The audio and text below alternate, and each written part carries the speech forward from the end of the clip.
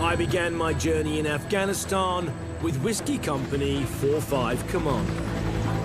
Charlie 1, Charlie 1, 0 Alpha, jackpot, over. Without a shot being fired, the British successfully arrested several Taliban suspects. Then I spent time with the US Marine Corps. Are you trying to hurt my Marines? Get out of here. The Americans may have a different style to the British, but they're all professionals risking their lives. There's an explosion just there right now, yeah? Now I'm going on the ground with the new Afghan National Army. It's cost billions of dollars to train them. The question is, will they be ready to take over the security of their country? So our troops can finally come home.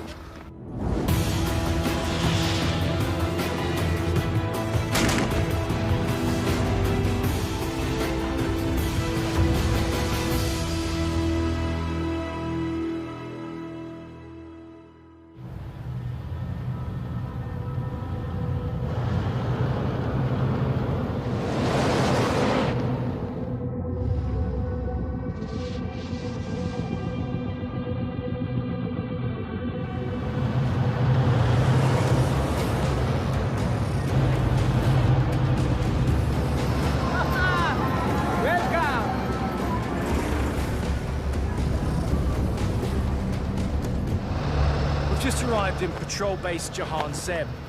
It's home to around 40 members of ISAF, and they comprise a mixture of different cap badges ranging from 3 Mercian to the Commandos, and there are also members of the United States Marine Corps here. Their job is to advise and train a Kandak, which is basically a battalion of Afghan soldiers.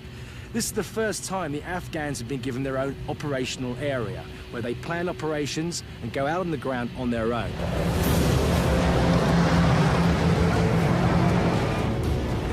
Afghan National Army soldiers from all over Helmand are arriving to join the 4th Kandak. Tomorrow, 450 men will head out on the first operation solely planned and executed by the Afghans.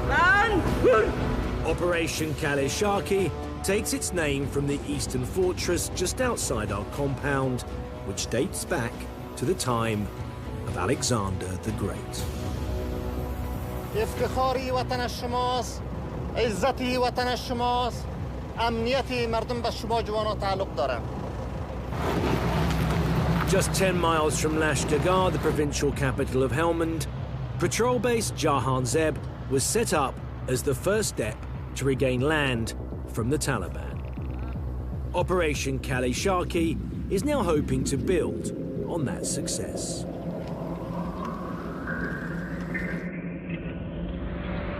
The Afghan army's plan is to build a road from Route 601 to the Nez Canal. Along this road, they will construct 2 fortified patrol bases, providing a line of defense to stop the Taliban firing rockets into Lashkargah.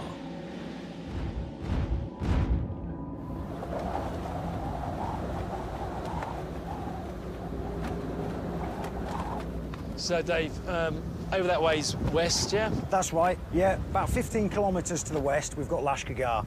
Just to the south here, you've got the road 601. That's the main road down to Lashkargah from the Afghan National Highway. As we move round from the west through to north, and that's the direction of the enemy. If you look straight ahead, you'll see 2 prominent trees that are forked. Way on the... Yeah, that's approximately 3 kilometres, and that is effectively the Nez Canal line. Basically, this is a corridor you're talking about, the insurgency using to come in to try to get to Lashkargah behind me to the west. They're handrailing these 2 features to head towards Lashkargah, and that's why 4 Kandak were put in this position to block that route. Have you had any contacts yet? There's been several contacts. Obviously, when we first moved in, it was almost a daily occurrence over to our west at one of the police checkpoints. When we moved in, we were contacted literally 300 metres beyond this point. However, over the Ramadan period, we've had occasions where firing points have been closer. They've come back in. Yeah. The Kandak advisory team, made up of British and American troops, have been working closely with the Afghans for a number of months in preparation for this operation. Many of these men are raw recruits.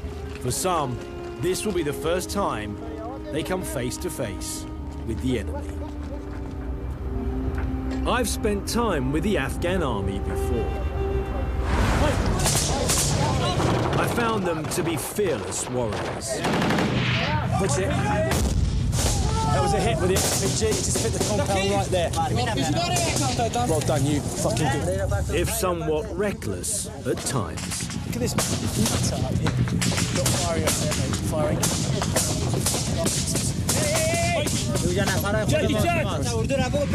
This boy, casual boy up here. There's a lot riding on the success of Kali Sharki, as it's an experiment to see how well the Afghan army plan and implement a military operation. Leading the mission and giving the final briefing to his men is General Sharin Shah, a charismatic leader liked by his troops. جا را پیاده اشغال کردی، امنیت گرفتی، سرک مطمئن ساختی، راه را پیدا کردی، فقط زیر پوش نه چی رنجر را نبری. زیر پوش های که چه داره؟ همین چی میگن؟ ماشیندار داره. The general's plan is to send his men out in two flanks. The eastern flank will go first, and only when they've reached the canal will the western flank set off. Once the area has been secured, the engineers will move forward and build the two patrol bases. But with just 12 hours to go before the start of the operation, a disagreement has arisen between the Afghan general and his British advisors. Major Dave Hillman thinks that both eastern and western flanks should move simultaneously. Effectively, at the moment, what you have a plan is two companies moving on the eastern side of the proposed route. Okay. You've then got a time lag before a western flank is also put in place. Is that a concern to you? Yes, it is, because if he staggers sending out his flank protection... So one comes out before the other and they don't move simultaneously? Yeah. All it does is warn the people off in the Calais here on the west that there's an operation going on. And also, it gives them time to connect battery packs to IEDs and significantly increase the threat on the western flank. So that's why you prefer the simultaneous approach rather than the one side first, then the other side? Definitely. We need to use speed and aggression when we move across the ground. You want them to move as quickly as possible? Yeah. Safely, quickly, smoothly. Yeah. But what happens now, though, Dave, if you say, look, I want them both to move, the two flanks to move simultaneously with the engineers coming up the middle, and he goes, no. We will support whatever decision he makes. You have to do that, yeah? Yeah, that's our job. If he does that, and you think lives are going to be at risk, don't you step in and say, look, I'm sorry, I'm not prepared to back you on this? We're mentors and advisors. Ultimately, it's an Afghan decision. You can't make him change his mind? I can't stop Afghan officers in Afghan battle space doing an Afghan plan. It's a catch-22. On one hand, Dave has concerns about the well-being of the troops on the ground, but on the other, he knows that the Afghans have to be able to lead their own military operations. So Dave's team make one last attempt to persuade the Afghans to move both flanks simultaneously.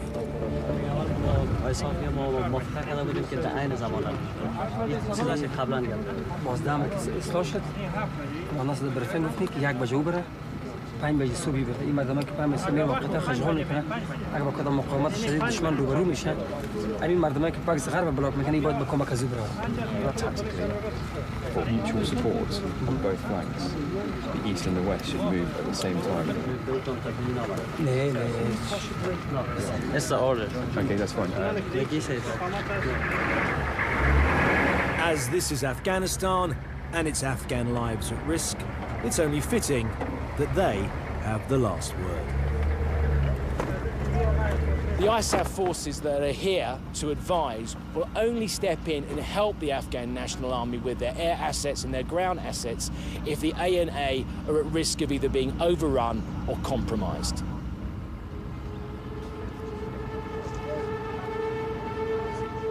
The US Marines will be the eyes in the sky during the operation. They'll be using all their assets to get a full picture of what's happening on the ground. We're doing a recce of the route right now just to see, one, to see the atmospherics on the route, what kind of people going through, are there tractors going across, are there motorcycles, how many people are there? So do we need to worry about it? And also, you know, had the Taliban had information that this operation was about to take place tomorrow morning in the early hours, you know, if you were seeing people digging in IEDs... Oh, definitely. Yeah, you'd be prepared to get rid of them, right? Of course, of course. Yeah. There's concern that the Taliban have got wind of the operation and have laid IEDs to counter tomorrow's offensive. But it's hard to keep something on this scale under wraps.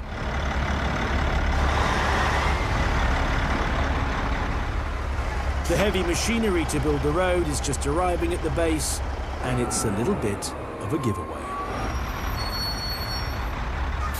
Do you think that the people down there know that you're about to actually carve a road all the way to the Nez Canal? Yes. You think they know? Yes. So if they know, the insurgents know? Yes.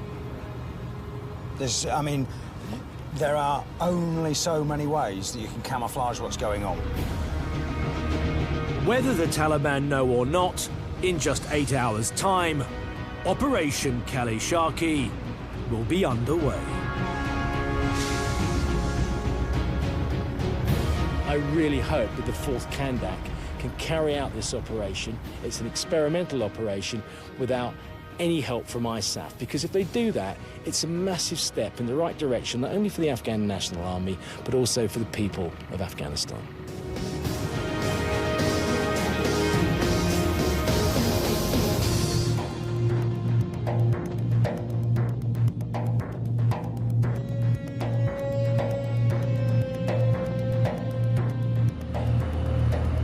It's just coming up to 0400 in the morning here.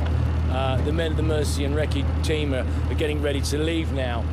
We'll be going with them. I don't think it's lost on any of us today that the date is the 11th of September 2011, 10 years after the attacks on the United States of America. How much that resonates with the people that the Afghan National Army soldiers will be meeting later on, I couldn't tell you. But one thing's for sure now, the remit of the British forces today and ISAF forces will not to be directly contact the Taliban or to fight with them. The remit of the British forces today will be to support the Afghan National Army who are trying to remove an insurgency from their country.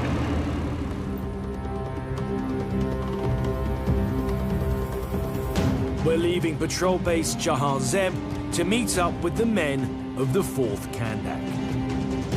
The plan is to start the operation under the cover of darkness.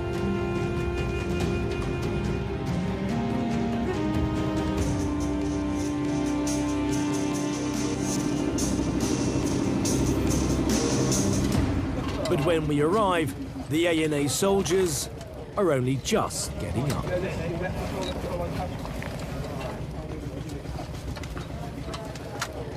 We were scheduled to have left now, to be honest with you, 0500. But the commander's been saying that he doesn't want to leave until there's some daylights. They don't have night vision, so he's not putting his men out on the ground until they can see where they're going.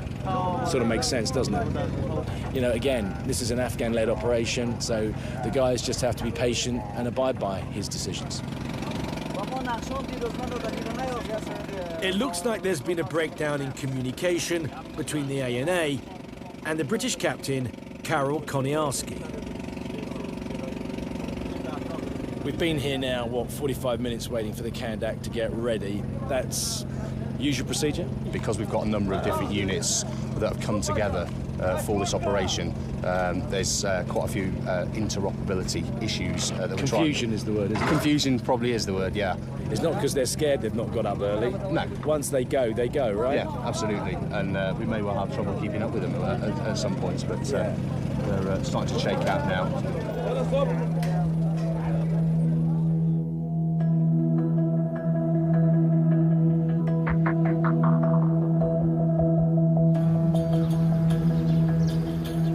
With the sun up, the A&A troops move out. I'll be travelling in one of the armoured jackals that will be offering support on the eastern flank. With me is Corporal Mike Gordon, a medic, who is manning the grenade machine gun.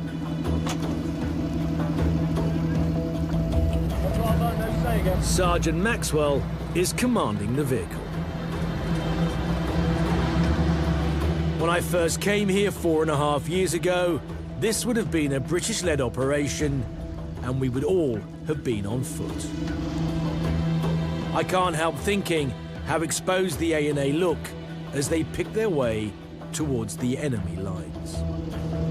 We're facing due north now. That's where the Nez Canal is. That's the final objective. The MSR, the main supply route, will be built to our west. They're hoping to be able to clear a route up to the canal today. Obviously, we're the first call sign on the ground. In front of us are the Kandak Recce team.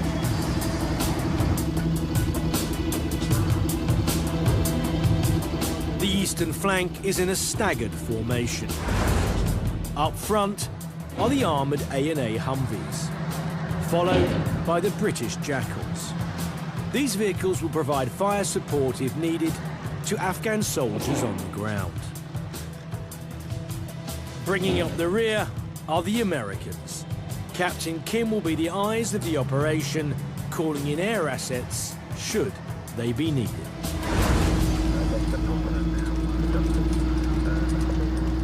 If there was to be a large amount of insurgents that felt like taking on 450 men, they'd be coming from the east. The operation is being monitored from the control room at PB Jahan Zeb. Major Dave Hillman advised the A&A not to send their flanks out separately, so he is keeping a close watch.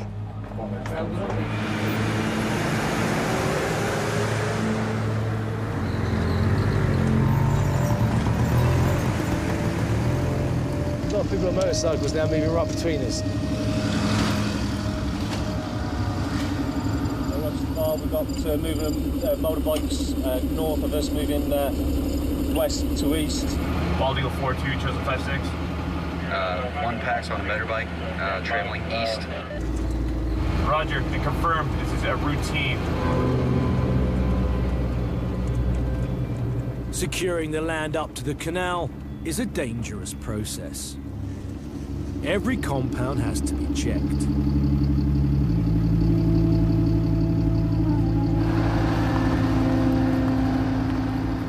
However, it's not long before the eastern flank reaches the halfway point.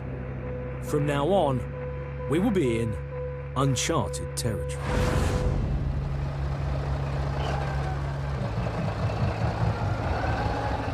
This really, just in front of me, is the area where the Afghan army stop having control of the ground. So basically, onwards from here, it is Taliban territory. You can see there's not any movement at all, and that is a big combat indicator, isn't it? Big change in atmosphere. Yeah, you can just hear it's dead. They know. They're not daft. They know what's coming. No enemy seen as of yet. Captain Kim's vehicle has picked up conversation on the radio between the Taliban, known as Icon Chatter. Right. We've got Icon Chatter, they're spotted ISAF and A&A forces moving north. So the Taliban insurgents know that you're coming? Yeah.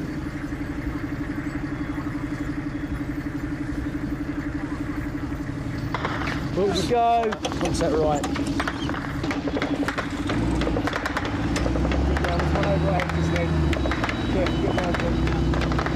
IDF, I think it's IDF coming in to our left, just over to our left. Just there, it's smoking there where the sheep are. Right. IDF land just over to our left. Whoa! A mine call sign is engaged, as well as the ANA call sign. The enemy mine points on the left-hand edge of the compound and moving east and west. Oh, Jesus. Didn't let us know that. There's a Dushka round just gone off right next to us, deafened us. As we are now also under fire, the Mercy and Recce team make the decision to engage the enemy. Have you got clear line of sight to shoot? Yeah, I'm going to dial it in. All right, give me 1 second. But before they do so, they need to positively identify them holding a weapon, known in military slang as PID. I think I got PID, sir. All right, as far as you can see, the tree line, that's where they are. I've seen 2 of them right now. And at 12 o'clock? Yep. PID on the one-time pack with long-barreled weapon.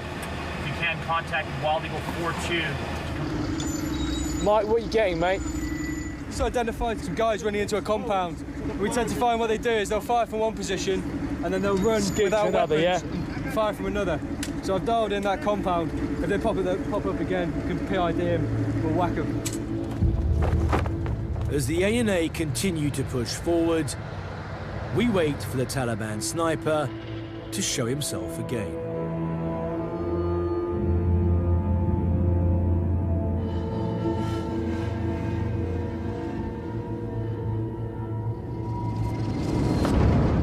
Fire to the right. On target from that compound.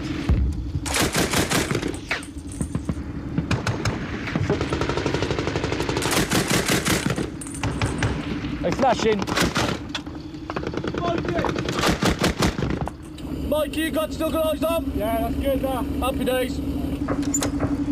So, in support, Mike engaged with the grenade machine gun, and it actually stopped the people who were firing at us and at the Afghan National Army's troops in front of us.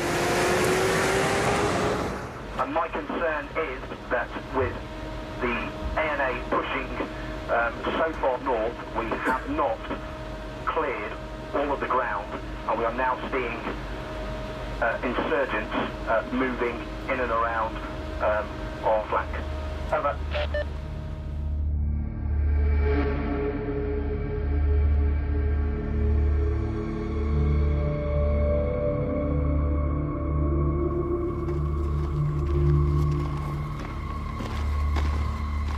Just 50 metres from where we are now is the Nez Canal. That's as far as we can go, the end of the area of operation.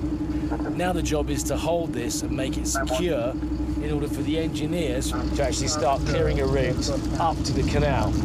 So it's just a matter of holding tight and seeing if we get contacted. Having reached their objective, the Afghans have gone firm in a number of compounds, and there's been no incoming from the Taliban. But Captain Koniarski has picked up some new ICOM chatter. They're talking to each other and they're starting to move around. گپ میزنم میگه نزدیکی ما میشه که ما رو محاصره کنم میگه کیا اینمی طالبا نه ما گپ نسید به خاطر جنب او که توانمندی میداشت در وجودی میجاز موضع میگیره محکم میکرد خدا. On the ICOM we've got guys who have got eyes onto your guys on the bridge over there. اونجا که یک پول است اونجا بچه شما زیاد جمع شده میگه در آیکام اونجا طالبا سریع چشم and they're moving round from the west اونجا حمله میکنن to the north. گزمه و گشتن Later we'll talk about the بازی petrol. کار بعدی است. تا بالا نان هم نخوردین، چای هم نخوردین، غذا هم توزیع نکردین برشان. گوشنام هستن. Okay, but my concern is that the enemy know where we are now and they're going to start moving around. به خاطر جنب باش. Don't worry about that. از اون چیزا باش. If you're happy, then I'm happy. Happy. We'll see you in a bit. Happy. We're also happy until we get surrounded. We're also happy.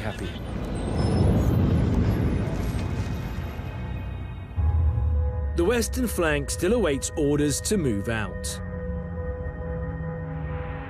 But the eastern flank have reached their objectives so quickly that they have left themselves vulnerable to being surrounded by the Taliban.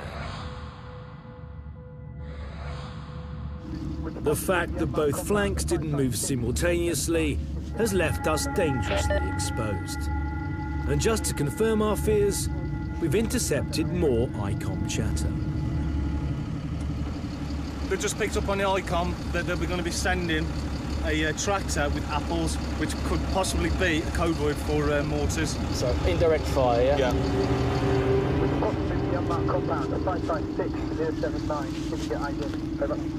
As we just said, we heard ICOM chatter.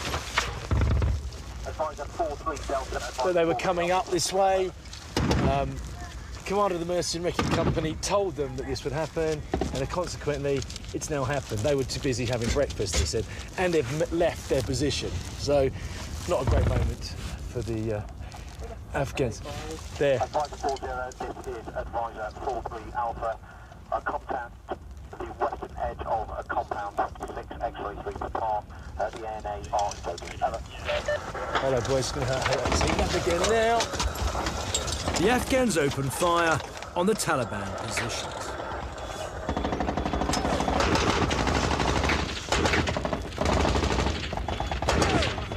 We've got whizzes going over, so we're taking incoming, boys.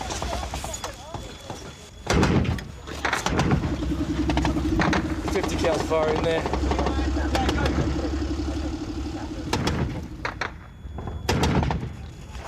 Captain Kim is using his eye in the sky to try to make sense of what's happening on the ground, an asset the Afghans may not have in the future. Hey, what are we looking at? Yeah, that was fucking incoming. Incoming UGL rounds. Oh, God damn it, I want to fire. Friendly location approximately 500 meters to... Whoa! Big incoming. East, break. Taking fire at this time. As the Taliban mortar fire gets more accurate, Captain Kim has no choice but to call in the weapon the Taliban have no answer to. Currently, ANA is returning fire. We had PID'd enemy to the northeast, approximately 400 meters. 20 miles away in Camp Bastion, a British Apache attack helicopter is dispatched to our location. Yeah, we got ugly 5-0 coming in about 4 minutes. Feared by the Taliban, this state-of-the-art aircraft could instantly suppress an enemy. But only if it knows where to fire. Hey, Severson! Yeah? To the south of that tree line, is there a cornfield that's not been harvested? I don't really know what an unharvested cornfield looks like. A cornfield! Is there a cornfield? Yes. 6 Foxtrot 2425, that's it. 100 meters north of the canal. Attack helicopter, yeah? The Taliban call this the Fly, but amongst ISAF troops, it's known simply as AA. Only 5-0, cleared hot. 10 seconds! Stay inside! Mounted on the underside of the Apache is a 30 cal machine gun, which delivers 10 armored-piercing rounds every second.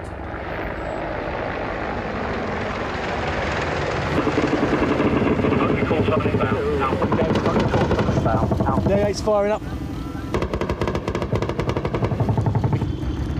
He's hitting the compound, mate. There, there. Huh?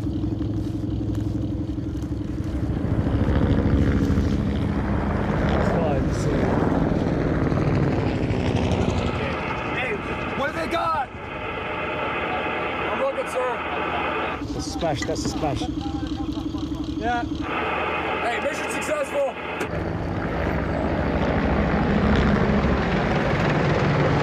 As you can see, the attack helicopter's turned up. It laid down 30 cal rounds. The angle that he can see is far superior to ours, and also his optics are far superior to ours. And since those 30 cal rounds went in, the contact ceased. The Taliban fall silent. They have either given up the fight or have been killed by the Apache.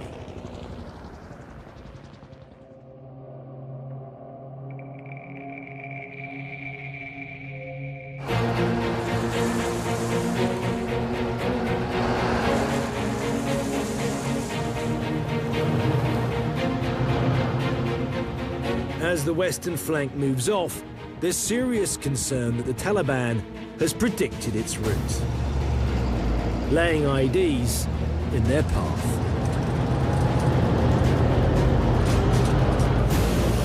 It's not long before their worst fears are realized.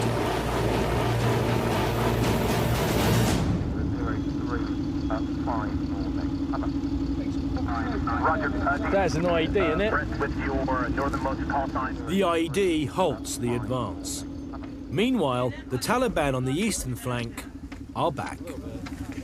The compound below that, come to the left-hand corner of it, there's one guy on the corner. That's what I was just talking about? Yeah, he's come back round again now. Basically, we've come into a compound. It's the heat of the day. Generally, it's agreed that everything goes a little bit quiet this time because it's so hot. So I dutifully got my roll mat out and just fell asleep because we got up so early. Matt, can we both smoke? Been asleep for about less than 10 minutes, went straight over the top of our heads. It seems one lone fighter who survived the Apache helicopter attack is seeking revenge. He's a sharpshooter. He's on his own, isn't he? He's laying down at the base of that compound. The Taliban sniper has us in his sights. The Mercians fire flares to show exactly where the sniper is. Another one. But they fall short. He's back. He's firing. Here we go. He just zipped another one over us about 5 seconds ago. Yeah. Once again, we're under fire, which allows Mike, the medic, to return fire. Right, you're fucking pretty much on him now. You just need to come left the same again. It's not lost on me that someone who is trained to save a life is now trying to take a life. Where'd that go? That's pretty much fucking bang on, in and around that area. Yeah. Mike, you got him, yeah? You got the range? Yeah, I think we got him. He's not come back. So he's either dead or scared. I've got movement on that.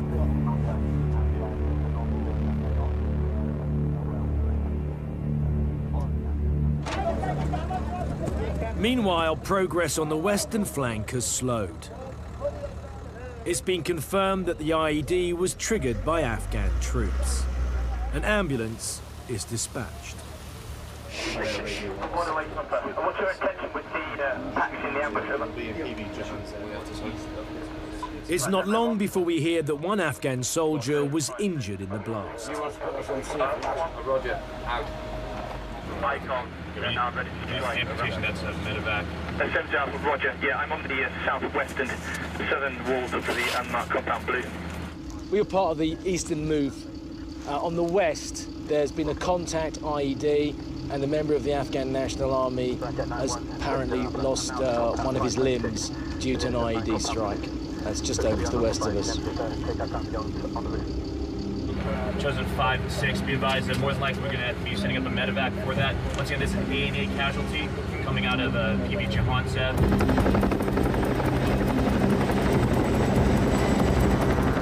The medical emergency response team, always on hand 24 hours a day, arrived to take the casualty to the hospital at Kemp.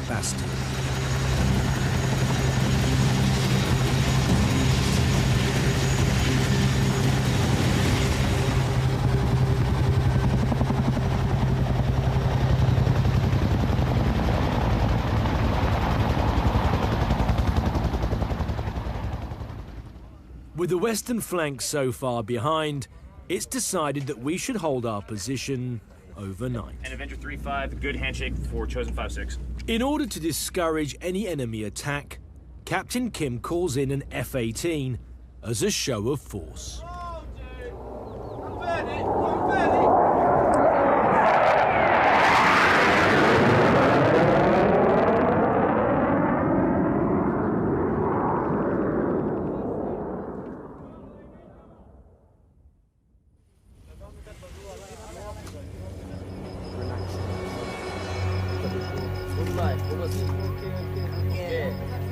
Later that evening, we hear that the western flank has reached its objective and has set up camp on the canal. The route is now clear for the engineers to build the vital checkpoints that will defend the main town of Lashkar. In terms of this being, the 11th of September, I can't help thinking, obviously, everybody has the image of the Twin Towers coming down and the suffering that people went through on that day and have gone through since. Being here, and this is, well, not this particular province, but this country was the place where those terrorists were harboured, where they were protected and where they were trained. And this day being September 11th has had very little impact really on the people here. I suppose the sad thing for me is that, even though we have seen a lot of progress while we've been here and the 4 years that I've been coming out here, unfortunately, we'll wake up tomorrow and people will still be fighting each other. On that happy note, I think I'm going to go and get some sleep because we'll be up very early tomorrow.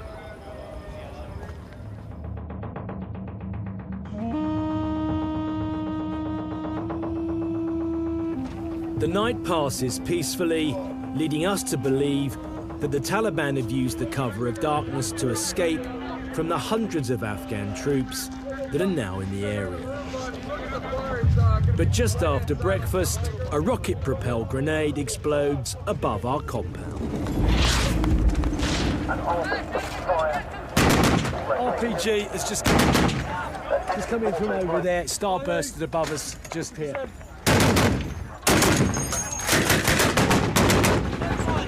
That is where we were going to investigate the compound, because that was the firing position yesterday. There's been some incoming from over there as well. But that RPG was well aimed, actually. It starburst at its limit, right over the compound, and caught us pretty much unawares, I have to say.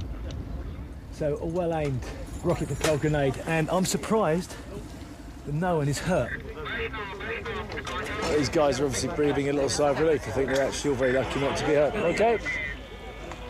Good, because it starburst. We were just there, and it starbursted there. So I think most of the shrapnel must have gone over us rather than directly down, because if we'd gone directly down, there'd be a lot more people hurt right now. Anyway, the general's turned up to inspect everybody, make sure they're okay.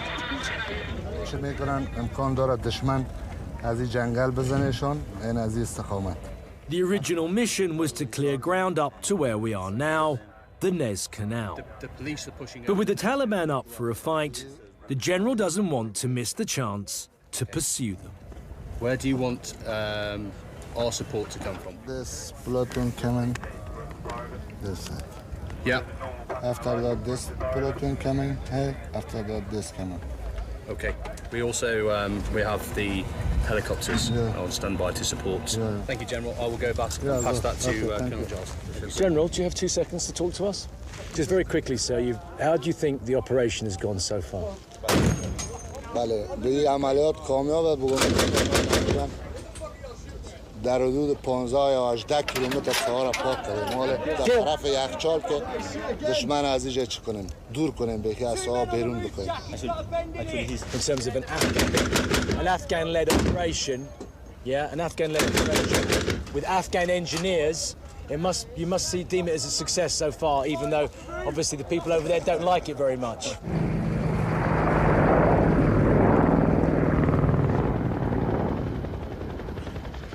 ISAF forces, Afghan National Army forces more importantly, have never pushed this far into this area and actually stayed. They may have come and gone, but they've never actually basically laid down CPs, checkpoints before. And I think that has upset the insurgents, clearly. Basically we've walked into their front garden and we've put a flag right in the middle of it and said, this is now Afghan National Army territory, and they don't like it.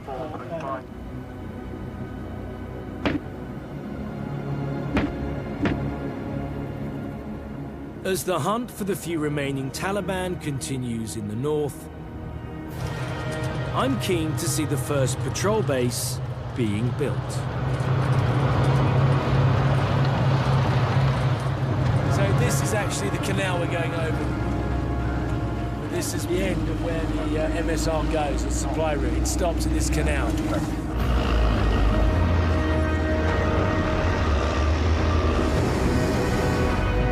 Once finished, 30 Afghan soldiers and 20 police will be stationed at this patrol base to prevent the Taliban launching rocket attacks on the nearby town of Lashkar.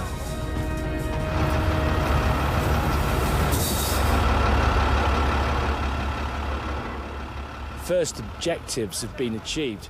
Unfortunately, one Afghan army soldier has lost his leg, but other than that, I think General Sharon Shah will look back on the last 48 hours as a complete success. You did well, okay?